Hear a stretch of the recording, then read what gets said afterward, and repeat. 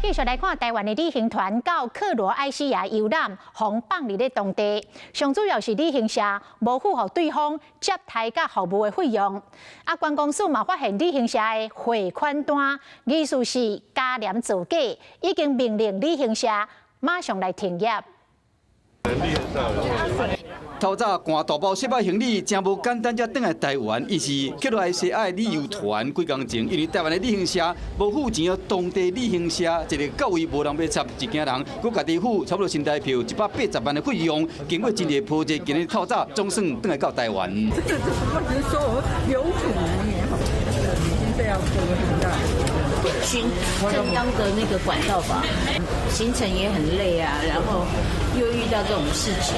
看得出来，这抓去欧洲游览，大家拢是身心拢真忝，其他旅游煞无人要接。观光署甲品保协会嘛到旅行社去了解。确实，他并没有支付就是地接费用。后面呢还有2个欧洲团，应该也不会继续出团。 若无付钱，一个调查发现讲，旅行社和欧洲外站的汇款单嘛，敢若有问题。依照这个印刷字看的，敢若是假。和欧洲的业者当作讲钱已经纳啊。依照了解，这个负责人因过伫其他旅行社嘛捌发生过类似有讲收钱，也过无照客约行的情形。即摆过出这个代志，到底问题出伫倒位？负责人伊是安尼讲的。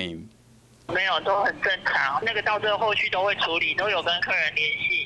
赔偿的部分，或者是要返还价金的部分，或者是造成旅客的行程延误的部分，就要变成要召开相关的协调会议。后续旅行社当然都要向相关的单位讲个清楚，观光署嘛依照违规的事实依法开单，好好一抓欧洲的游览线变调。 等来过来了，都还用时间去讨相关的费用，这旅客真正是有够无奈。Hello， 我是雷亚，想要抢先掌握最及时的新闻资讯吗？赶快订阅、按赞、开启小铃铛，锁定华视新闻 YouTube 频道。